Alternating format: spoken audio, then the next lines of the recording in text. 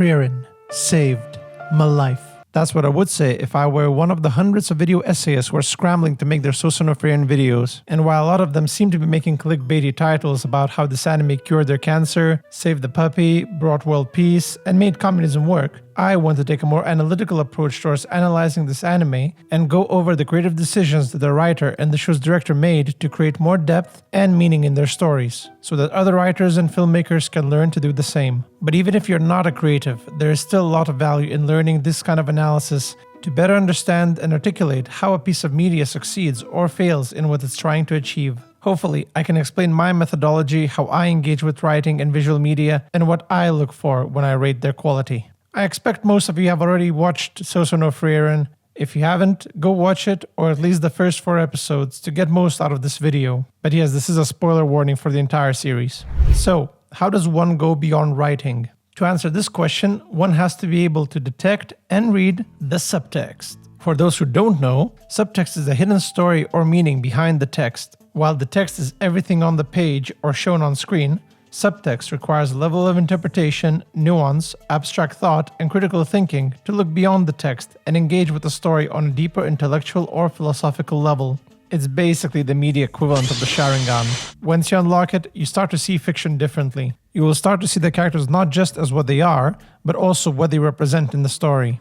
You won't just look at Frieren as an elf. You'll start to think about why she's an elf, what that represents, and how it connects to the rest of the world. And when you start doing that with everything in the story, whether it's characters, locations, magic, monsters, events, or dialogue, you will start to notice patterns and complementary ideas. The better those elements fit, the more likely the story will be engaging and it'll have more depth. And if those elements don't fit neatly or contradict each other, we typically see those stories as bad stories. Reading and understanding subtext is a crucial skill for anyone looking to analyze stories. Due to its interpretive nature, not every subtext reading will be consistent among people. However, I typically find that when you analyze media and the story elements don't fit, it's either that the writing is bad or your interpretation is bad. That's why it's so important to discuss these interpretations with your peers. If I had to use one word to describe the strongest part of Sou Sou No Frieren's writing, it would be focus. As I mentioned before, all elements of the show seem to fit around the few ideas that the writer, Kanehito Yamada, is trying to explore. It's refreshing to see a writer who can expand on the fictional world in different ways without losing focus on the core elements that they started with. While the show presents an overarching goal, which is to reach end, it's more about the journey than the destination. With every stop the heroes make, there's something for them to learn or gain, and the creator focuses exactly on that by setting up obstacles that motivate their external and internal growth. Not only that, because this is Frieren's second journey, the show can contrast them both to indicate change in the character's perspective, as well as recontextualize the events of the first one. All great stuff, but let's say you're a new writer. How would you make sure that your story stays focused and on track with your goal?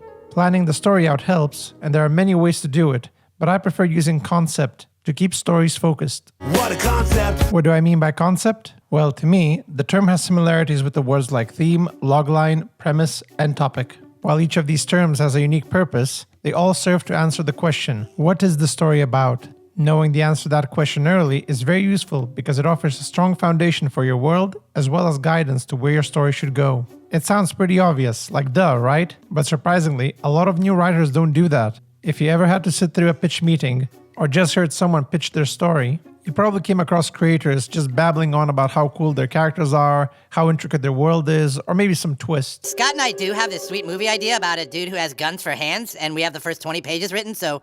But no matter how much they talk, they never seem to tell you what the story is actually about. The guy has guns for hands! My rule of thumb is, if you can't summarize your story in 1 or 2 sentences, you have no story. And those previously mentioned terms are used to do just that. And when I say, what is the story about, I don't mean the surface level summary like, elf mage travels through a fantasy realm and kills demons. That is a pretty useless summary because it doesn't actually give you any direction or indication where the story should go. It's pretty aimless.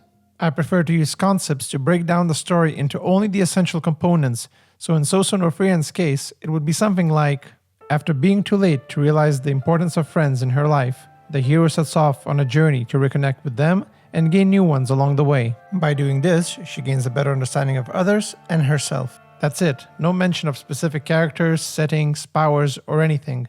What I like is that you can apply this concept to any setting and it would still be a familiar and relatable story to your audience. You see, I'm trying to understand jealousy. It's a new concept to me. And trust me, pitching your idea is much easier if it manages to be relatable. Not only that, it already hints at the potential themes that the story could explore. Themes are good to have, but I also found them a bit too broad to guide the story. But once you have the concept nailed down, you can refer to it when thinking about what characters to add or where you can take the story. Simply answer the question, does X fit the concept of my story? If it doesn't, you don't need it.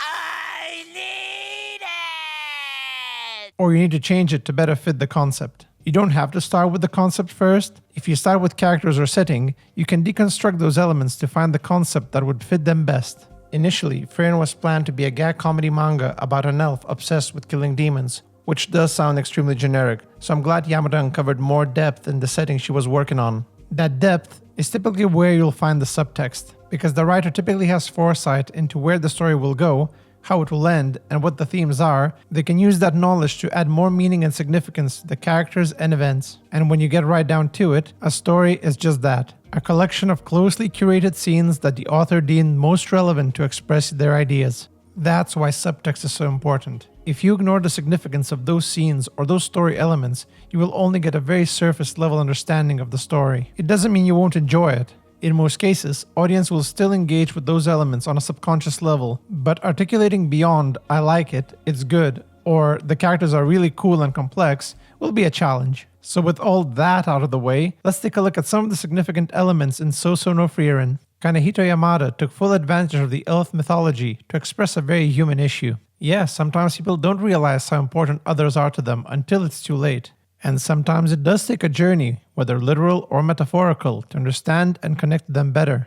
In Frieren's case, her inability to connect with human characters is correlated to her being an elf. Elves can live for thousands of years, so 10 or even 100 years is a relatively short time for them. So it makes sense that spending 10 years with someone is rather inconsequential to them on the grand scale of things. You will find the same ideas explored in Amazon's Invincible with Viltrumites, albeit with a little less subtlety. Viltrumite DNA is so pure, you're nearly full-blooded. You'll live for thousands of years. Everyone you know and love will be gone before you even look 30.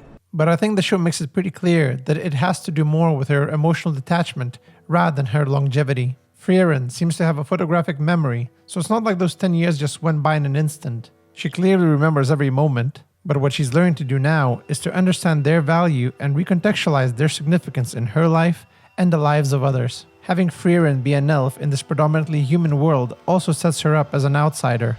It indicates to the audience a sense of otherness and complements Frieren's goals to better understand humans because, well, she isn't one. This isn't your world.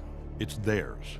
In episode 1, the show establishes that Frieren is rather dismissive of the time she spent with her party, and the party justifies her outlook by pointing out that they can't fully understand elves and the way they think. While we don't see a lot of elves in the show, the ones that we do see share similarities with Frieren. They appear to be driven by their passions or interests and don't consciously put value on the humans in their lives. I say consciously because despite Frieren and Seri both acting dismissive towards humans, neither can help but grow attached to them. This is why the funeral scene establishes a fundamental character change for Frieren. At the start, she appears to be a rational and stoic character who seems cold, blunt, and dismissive. She uses her longevity and calculated reasoning as an excuse not to build relationships and undermine their significance. I do love your mother, but she's more like a pet to me. A pet? However, during Himmel's funeral, we start to see a different side of Frieren, a side she may not even be aware of. The show really tries to emphasize this point by the way Frieren is trying to keep her emotions in. She even tries to rationalize why she shouldn't be feeling these emotions as they continue to take over. Think, Mark! You'll outlast every fragile, insignificant being on this planet! Which is why I really like the shot of Heiter and Eisen putting their hands on her at that moment. They are comforting her, yes, but the shot also indicates them embracing her into their world. At that moment, she was no longer an outsider. She was just as human as anyone else at that funeral. We can infer that this was the first time she ever had this overwhelming outburst of emotions, and it kicks off her new goal to understand humans better. Dad?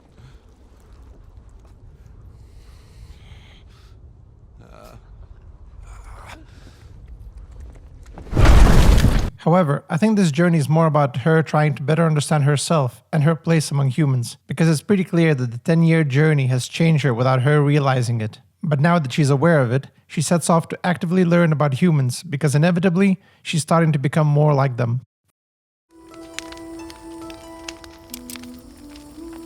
For the most part, picking the right setting for your story can be a fairly straightforward task, and you can pretty much tell any story in any setting. But you may find that some settings work better to deliver a certain type of story.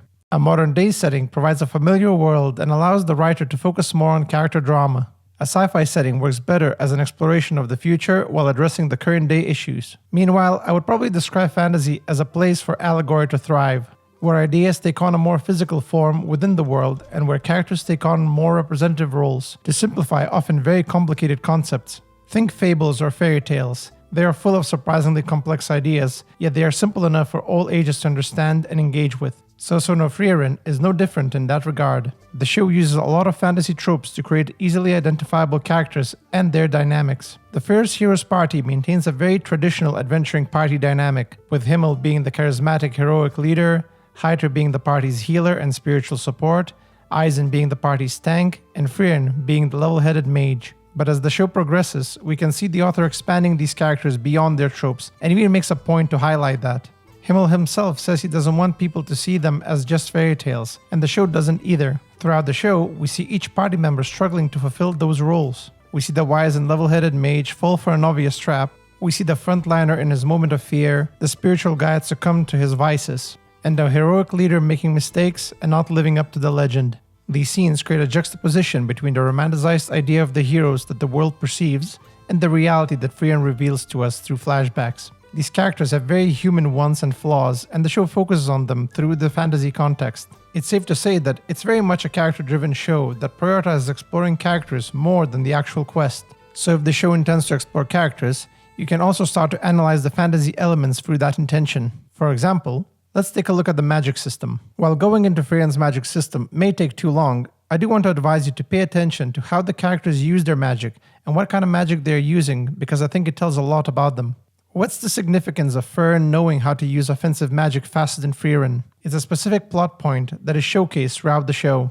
The interpretation I like is that it's meant to contrast their personalities. Frieren is never in a rush. That's a pretty defined character trait. But we also know that she's incredibly powerful due to her years of experience as a mage, and that's representative of her Zoltrak. It's slow to charge, but incredibly powerful. Meanwhile, what do we know about Fern? Well, what about the fact that she had to learn her magic under a time limit? She pushed herself to become a real mage before Heiter's death, so there was always a sense of urgency the whole time she was training. And that sense of urgency stays with her even after she goes on a quest with Frieren. She doesn't let Frieren dawdle around at her usual pace. While Fern does appear similarly stoic as Frieren, there is always a sense of decisiveness and efficiency, and the way she wins battles is representative of that. She uses the bare minimum: defensive magic, offensive magic, and levitation for movement. With nothing else to think about, she can just use her Zoltrak 47. You can especially find how magic correlates to their users in the mage exam arc. One of the clearest one is Richter. The guy doesn't want friends and constantly rejects anyone attempting to bond with him. He appears rude and arrogant, even if there are hints that he's a pretty nice guy. It may just be a knack to keep people away from him. And what's his main form of magic? He builds walls around himself and uses ground attacks to literally push people away.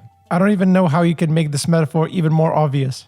Or how about Levine's and Kane's magical abilities being so closely linked together to identify the close bond they have with one another? Interestingly enough, I felt bad when one of them failed the exam because the show set up their constant rivalry as an important part of their dynamic, so I knew that one passing the other would significantly impact their relationship. It's even more significant that it was Kane who passed, because she was portrayed as the less confident mage who needed Levine's guidance. Luckily, it was a temporary thing, as Kane fails the third test and gets brought back to Levine's level. It makes sense though, the two needed one another, so there was no way Kane would have succeeded on her own.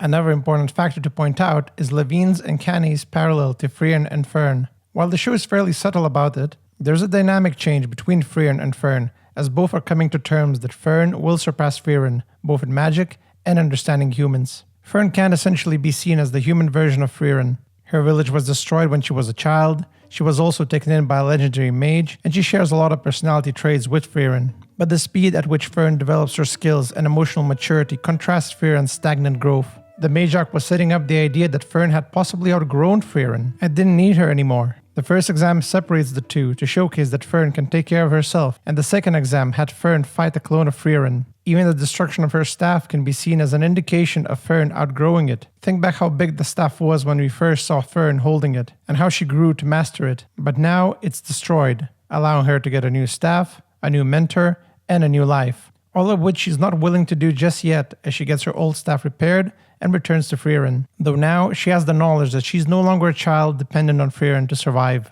You can also find a lot of hidden meaning behind the monsters that Frieren and her party face, as each one of them has a narrative purpose and serves to develop the characters and the themes further. The powers and nature of these monsters are way too unique to just be cool ideas for the heroes to fight, which means that the author intends these monsters to fulfill a duty beyond just being a threat. It's always refreshing to see that, as opposed to just having a monster that looks cool. Let's take a look at some of the main enemies Frieren goes up against. Qual. Qual was a fierce demon who created the powerful spell known as Zoltrak. He was feared by many adventurers, and even Frieren and her first party weren't strong enough to beat him, so she sealed him off in stone instead. Now, Frieren returns to the sealed monster to defeat him for good. As the first demon of the show, Qual is shown as a giant, monstrous creature with legends told about his power. However, he can be interpreted as an allegory for stagnation. He's literally sealed in stone, unable to grow or develop his skills further. So when Frieren faces him again 80 years later, this once legendary demon is nothing more than a monster with basic offensive spells. And despite him holding his own at the start, he does lose very quickly. In Frieren's case, it's a cautionary tale about what happens if she doesn't continue to grow as a mage and as a person. She has also gained legendary status for her achievements, but if 80 years can make Qual's power obsolete, Frieren may find herself obsolete just as fast. The theme of stagnation is also noticeable in Fern, who appears to be anxious to fight Qual after hearing just how powerful he is. Yet, her anxiety came from a lack of knowledge, as Fern didn't do the necessary reading to understand what kind of threat she's facing. That's why after they defeat Qual, we cut straight to Fern reading a book while Frieren is receiving praise from the villagers. I really like the shot, as it indicates that Fern not only learned the importance of being well read, but also accepted the fact that she did not perform as well as she could have. It also reveals a potential reason why Frieren is often seen reading. The Einzem, monsters that take the appearance of dead loved ones to lure them into the forest. Frieren and Fern have to face them, and both see the most important people in their lives. For Fern, it's Heiter, the priest that adopted her, and for Frieren, it's Himmel. Heiter can be seen as a representation of Fern's grief, as she's not willing to let go of him yet. She knows it's not the real Heiter, and yet she can't force herself to attack either. For Frieren, she was expecting to see her mentor, but instead she got Himmel, visually indicating that Himmel has made the greatest impact in her life, even if she didn't think of it like that. What I like about this contrast is that it indicates both of their flaws and what they have to overcome on their adventure. Fern still lacks combat experience and lets her feelings hold her back from taking decisive action. Meanwhile, Frieren is still cold and rational, lacking that human understanding of emotion and connection. Frieren still lacks humanity and connection to others? I wonder if there's a monster that could represent the dangers of that moral inefficiency and highlight their incompatibility within human society. Oh wait, there is. The demons. Demons are one of the main threats in this world, but unlike the demons in other stories, these ones seem to be a bit more intricate. While their actions can be seen as evil, I wouldn't call them evil. They don't have the same concept of morality and empathy. In fact, it seems like they are biologically incapable of feeling empathy, so their actions can be driven by malice. However, they are intelligent creatures that can cooperate, even if it seems to only be driven by personal goals and ambitions. By all accounts, their kind is as intelligent and sophisticated as humans, but that lack of empathy makes them so incompatible with humans that the only solution for them both is to kill or be killed. Thematically, in a story all about human connections, I think it's very appropriate to have villains who are incapable of having them, and while Frieren has plenty of reason to slay demons, I think there's something more metaphorical about Frieren destroying demons who don't value human life. Maybe it's not just external demons that she's battling. But I hope you got an idea of what I mean by focus. The characters, the locations, the magic, the monsters, all connect to represent something that fits the show's themes or concept. I could analyze all the subtext that the show provides for hours and hours, and that's a sign of just how deep the storytelling goes. Pretty much everything fits neatly, and you can see the intentionality pretty clearly if you look close enough. You can debate how well it succeeds at conveying those ideas, or argue over which interpretation is more accurate, but the fact that there is even something deeper to analyze already earns praise from me.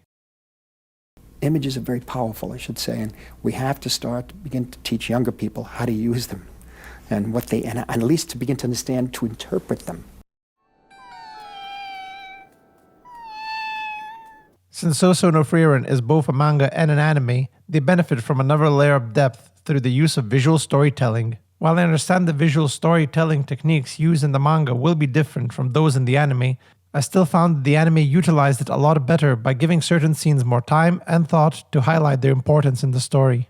While animation can offer a lot more creative options, it doesn't inherently make anime superior to manga. It's still highly dependent on the effective execution of those techniques within the medium, but you will be happy to know that Sou Sou No Frieren is in the hands of a director and creative team who understands the fundamentals of film language and use it to great effect. While I use film language and visual storytelling interchangeably, I do that in the context of movies and animation. While art and photography use practically all the same visual language grammar, film language has a layer that comes with motion and other filmmaking techniques that static images can't have. It's a significant difference that can alter the way we interpret visuals. Sou Sou No Frieren goes out of its way to tell a story through visuals, and its intent behind the shots is pretty apparent. It's not just trying to look pretty and be well animated. It's a rarity to see such plentiful use of film language in anime, so it's easy to look past all the details that the director, Keishiro Saito, added to the show. It's especially difficult if you haven't been taught how to read and interpret film language. However, even if one is unaware of the film language techniques they're watching, they're still engaging with them. That's one of the biggest reasons why movies and animation can have such a profound emotional impact on people. If you ever cried at a movie, you know what I mean. It's not just the writing that is doing that. There is a psychology behind how we perceive visuals,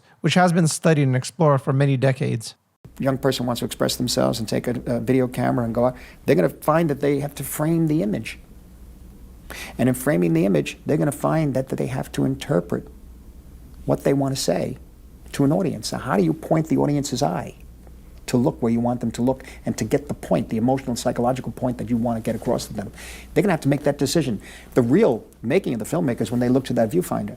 The person that's mainly responsible for knowing film language is the director. The director would go through the script, analyze it, and translate it into a visual format that they believe will capture the tone and emotion of the scene most effectively. And great directors are extremely meticulous about these things. Put the camera in between the picnic table, the extras, and the teriyaki. I was just getting to learn Quentin Tarantino.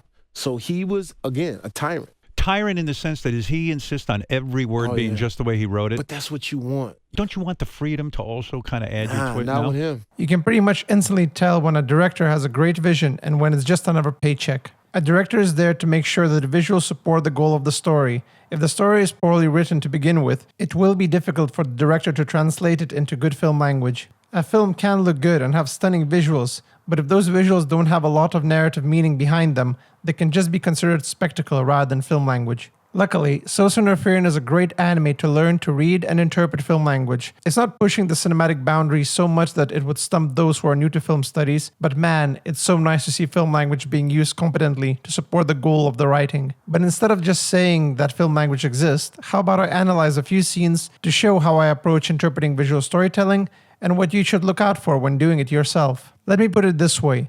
If subtext is the Sharingan, then film language is the Mangekyo Sharingan. It's another level of analysis that allows you to analyze not just what's presented, but how it's presented. From what I saw, Keishiro Saito seems to be a big fan of blocking.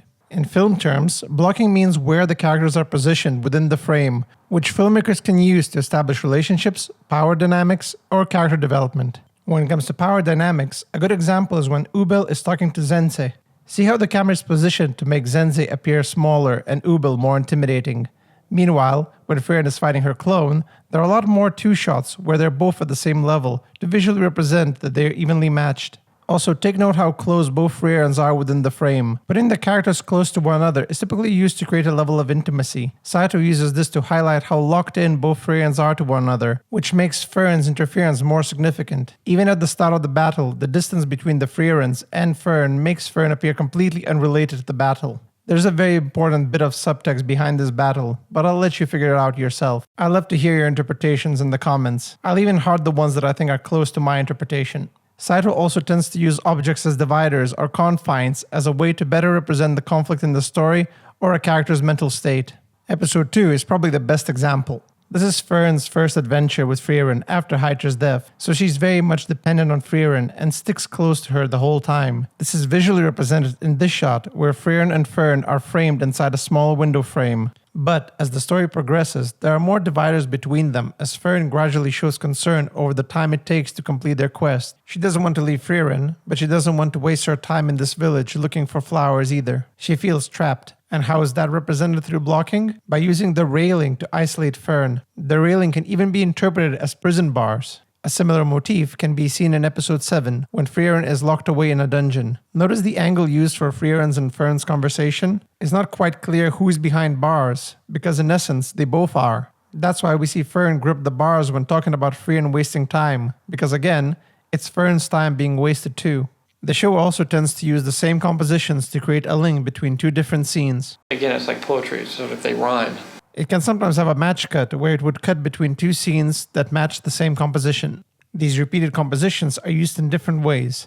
It can be a way to easily reveal a character's emotional state, as we see in the match cut of Zense. Yes, we understand that the previous scene was a flashback, but the match cut indicates that she's having the same feelings that she did in that scene. And we already know what these feelings are, as the flashback scene sets Ubel up as a dangerous and intimidating character. We have the same shot composition when Stark is learning from Lord Orden, as we did when he was learning on his own and being judged by the other warriors, visually revealing that Stark's feelings of inadequacy are still haunting him. While some may argue that matching shots can be there as a budget-saving technique, I think it's quite obvious when it's intended to have more significance than that. Saito also tends to utilize the space in the frame to enhance the story. Whenever we see a strange gap, there's likely meaning behind it. I already talked about the use of space in my previous Frieren videos, but there are many other ways to utilize it. Going back to Ubel and Zense, look at this wide shot and how much free space there is. What does that tell you? To me, the show wants to make Zense appear cornered and Ubel taking a much more dominant position. Sou Sou No Frieren also makes use of carefully placed close-ups. A close-up is usually used to guide the viewer to some important detail that the filmmaker wants them to pay attention to. You can see a few of those in Fern's battle with Lord Lugner. They're used to build tension in a similar way that Western movies used to during Mexican standoff scenes.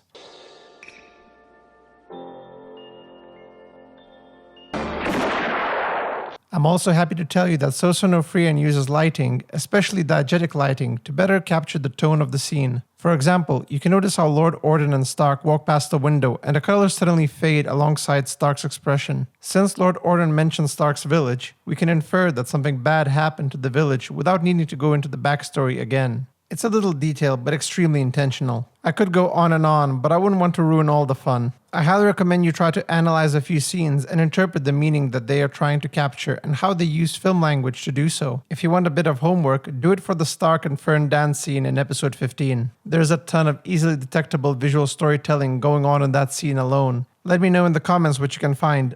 Despite my praise for the show's use of film language, it's still not without its flaws. While how much they affect your enjoyment of the show is subjective, I feel there are some observations I'd like to point out regarding visual storytelling. One of my personal criticisms would be the overabundance of emotionally distant and stoic characters in the show. The show seems to be trying to establish Frieren as an outsider in the society by the way others perceive her and the choices she makes. However, visually, the way she acts doesn't appear too different from many other characters who also seem stoic and emotionally distant. Sure, I don't think Frieren needs to be as alien as Rey from Neon Genesis Evangelion. Please forgive me. In situations like these, I don't know how to respond or act. Smiling would be a good start.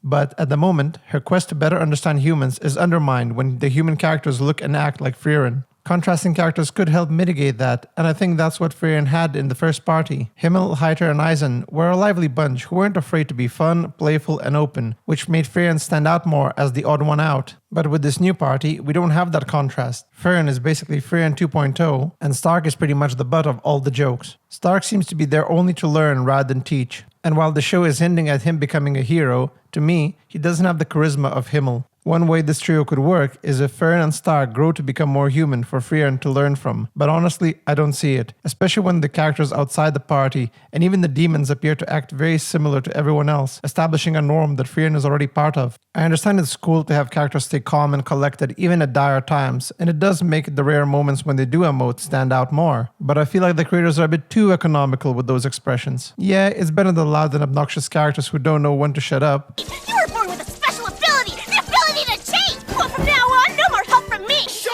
up! But I was still looking for a bigger distinction between the characters we meet on this journey. I think the show could have used emotions in battles a lot more to create a better contrast between these characters. Like say in the battle between Fern and Lugner, Fern could have emoted a lot more to contrast Lugner's lack of emotion, thus building up the distinction between humans and demons. If you want to see a good example of that, watch Vegeta's and Android 18's fight in Dragon Ball Z. You can see the clear distinction between the emotional and passionate fighting of Vegeta contrast against the calm and calculated style of Android 18. I feel like Sou Sou No Frieren could have benefited from that a lot. She doesn't have to do a Super Saiyan scream, but I don't know, frown, get a bit angry. You are fighting one of the creatures that destroy your village and your family. You don't have to go all Khabib on him. I watch his eyes, I feel nothing.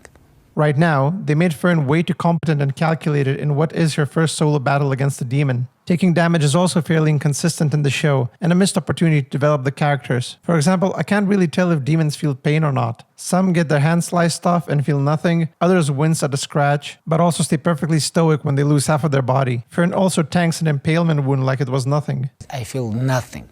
I expect Frieren not to mind that kind of injury because she's a veteran at this point, but since when does Fern have such a high pain tolerance? Meanwhile, Stark, the party's tank, is groaning at every cut.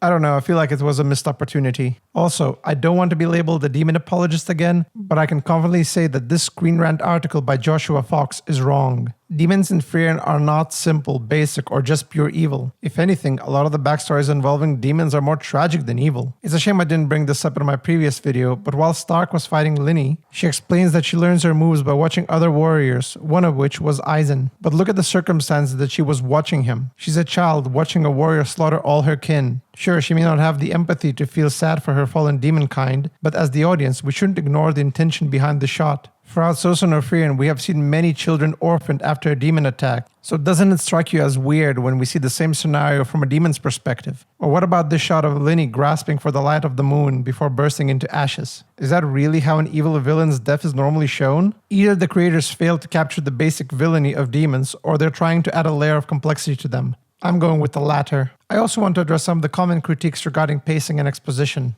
The pacing part is more subjective, as I personally like the slower pace. It gives you more time to appreciate the shot composition and creates a feeling of calm. In Sou Sou No Frieren, we are in no hurry. There's no end-of-the-world catastrophe, no one needs to be saved right away. The pacing creates an atmosphere that allows the characters and the audience to be more introspective of the smaller things that are happening, like relationships being established or slice-of-life moments that would be otherwise ignored if there was a bunch of demons to fight all the time. Now that I think about it, I never felt like we stayed too long in one particular location. Heck, think how much we experienced in the first episode, and yet it doesn't feel like we rushed it at all. The show is just very precise with what needs to be told and how, so you get all the information you need without wasting time on unnecessary stuff. Honestly, compare that episode to the first episode of Centaur World, and you'll know the difference between good pacing and bad pacing. Yeah, she also said that she needed to get back to some sort of war that she was in the middle of because she and her right person thing. I guess my main critique of exposition would be the constant clarification or characters highlighting someone's mood. When we see a shot of a character with a butler and a carriage, I don't think we need another character saying that it's a noble. Or if we see one character being angry, we don't need the other saying she's angry. It's kind of there already. If we see it, there's no need to describe it. Inner monologues seem rather unnecessary too. I understand the creators using them to highlight the stakes or present the character's thought process as they assess the situation, but often there's so much detailed visual information in the shots, a keen observer would pick up all the information they need. For example, in the first part of episode 15, Cyan is fighting a plant creature that put a sleeping curse on the town. Stark, Fern, and Frieren have all been put out of commission, leaving Cyan to fight alone. If you watch this battle, you will hear Cyan inner monologuing about the stakes, the time he has left, the problem, and the potential solution. However, all that information is already given to us through visuals. We see the plant protecting its head from Cyan's attacks, suggesting vulnerability. We see the reflection in the petals to indicate that they possess reflective abilities. The damage that the magical attack causes would indicate the threat a missed attack could have on them and the town. With a glance at Frieren, we establish that he thinks she could defeat the enemy. Even the limited time could be indicated through Cyan's vision getting blurrier, as he's also being affected by the curse. A flashback of Frieren telling him not to fight alone would allow the audience to infer that he needs to learn to trust her. With a bit of tweaking, it's very possible to have the scene without any monologue whatsoever. On one hand, this is praise for visual storytelling. On the other hand, it's a critique for exposition. Where I don't mind expository dialogue is when characters are explaining political issues, sharing stories, or information, since they're used to present context that the audience will use to understand certain character behaviors and visual storytelling.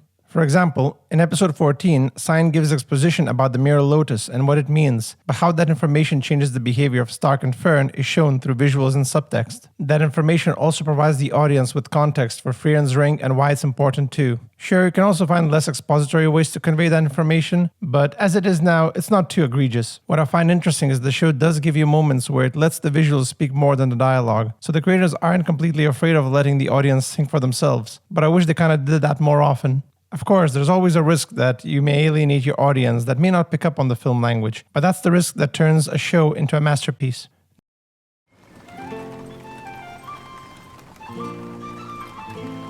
Now that I've buttered you up with the positives, I can go into the less great aspects of Sou Sou No Frieren. Don't worry, these observations should not deter you from giving this anime a shot. But it's enough to make me question its rankings compared to the anime greats like Psycho-Pass, Death Note, or A Place Further in the Universe. Don't get me wrong, Sou Sou No Frieren is an exceptional anime, but boy is it trying not to be. Every time I see a masterfully done scene that goes beyond the typical fantasy anime, that excitement is vaporized by the same old, tired fantasy tropes, running gags, fan service, and plot beats. The repetitive plot beats are such a big issue. I think that's the main reason why I can't call the show a masterpiece. You may find that the show starts to feel a bit samey once you pick up on the same patterns occurring again and again. It's not a huge problem from the storytelling aspect, and does provide a calm and familiar pace. It sets the show up to be more of a quest of the week type of anime, with a few 3-5 episode arcs when things get serious. All good and perfectly workable, yes, but by the 10th time you see the same structure, it does feel more like a meme. Miss Frieren, how long do we have to walk? I'm hungry. Yeah, Frieren, I'm hungry too. We're not halfway through the episode yet. Still have to spend the next 10 minutes talking and doing exposition for the audience. The camera is going to do a quick zoom in and insert sad flashback number 1. When I was hungry back then, Himmel the hero brought me to Costco to get the chicken bake. Would it be improved if they had variety? Depends on how they do it. Right now, it feels like they're playing it safe with the story structure. They clearly got the format nailed down, and they're trying to make the most out of it. But to me, that unwillingness to push boundaries is what I think holds the show from actually being a masterpiece. And if you hate repetition, don't get me started on the characters and their running gags. While I'm sure many are bursting out laughing every time these running gags appear, I'm getting slightly miffed by how frequently they show up. Imagine if, in The Lord of the Rings, you have Pippin ask about second breakfast. What about second breakfast? But he does that 3 times per movie. What about second breakfast? The Ents have not troubled about the wars of men and wizards. What about second breakfast? I think by the 3rd time you toss a can at him, right? I understand that the purpose of running gags is that they keep running, but there's always opportunities to make them more unique and creative each time, and not just repeat them beat for beat. Ah! Ah!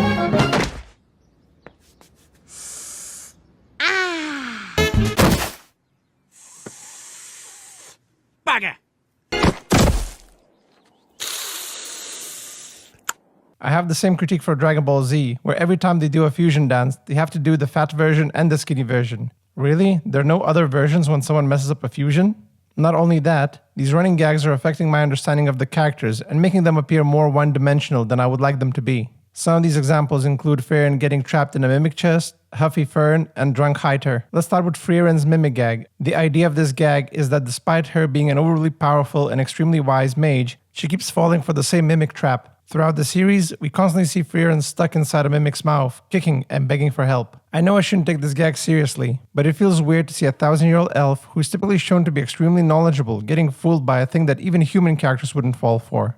After the 4th time I saw the mimic gag, I was starting to think that she's into that kind of stuff, like it's some kind of roleplay thing or something. That's the only way I can justify Frieren's sudden loss of intelligence and mental regression. She explains that there's always a tiny chance of finding a rare grimoire, so she will always go for the chest, even if it's most likely a mimic. But seriously, is there no way of double-checking first? You don't have to Zoltrack it, just poke it with a stick or give it a stab. I don't think a nudge with a blade would damage the grimoire. There are a million ways to safely examine the chest, so the only reasonable conclusion is that she likes the gamble and the penalty for it. You can say I'm overthinking this, but it was starting to turn into a problem. When Frieren and the other mages were planning to defeat the Frieren clone, I was ready to suggest that they should just toss a mimic into the room. Just wait for the Frieren clone to go after it, and then attack it when it's trapped. It's an easy exploitable weakness that anyone with half a brain could utilize. Too bad Frieren probably destroyed all the mimics in the dungeon. Would have been a funny joke to add. Getting trapped by mimics is a running gag for Frieren, but her sudden stupidity shouldn't be. I feel like the creators could have given her flaws that wouldn't contradict her intelligence and skills, or at least find a better way to justify it. All they had to do was explain that using magic or checking for mimics ruins the thrill, and avoiding the punishment of getting slimed would also make it less fun. It's weird, but at least then it works. Anyway, let's do Hyter next. Whenever we see Hyter in flashbacks, we very often see him drunk or out of commission. Once again, it's a running gag, but we need to see him actually being competent every now and then. Otherwise, people will start to think that Hyter was a useless party member. Hyter is typically portrayed as a man of wisdom, but I doubt that was the only thing he did. Could he fight? Did he provide magical support like Sign? Or was he just drunk the majority of the adventure and let the other teammates do all the heavy lifting? It's a good thing that Hyter is a likable guy, so it's easy to forgive his drunkenness.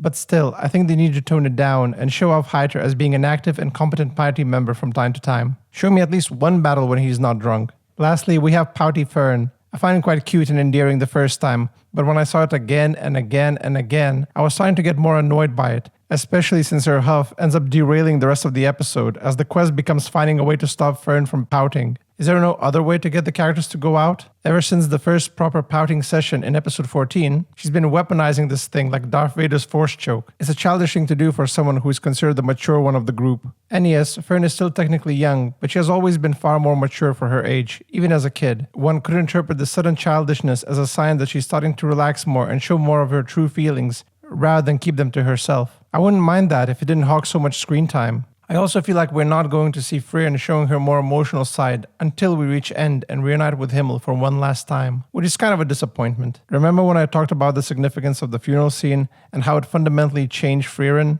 As the show progresses, we don't explore that side of Frieren as much. Sure, she has some introspections through flashbacks, but we never see her emotions kicking in, nor her struggling to hold her emotions like she did in episode 1 or 2.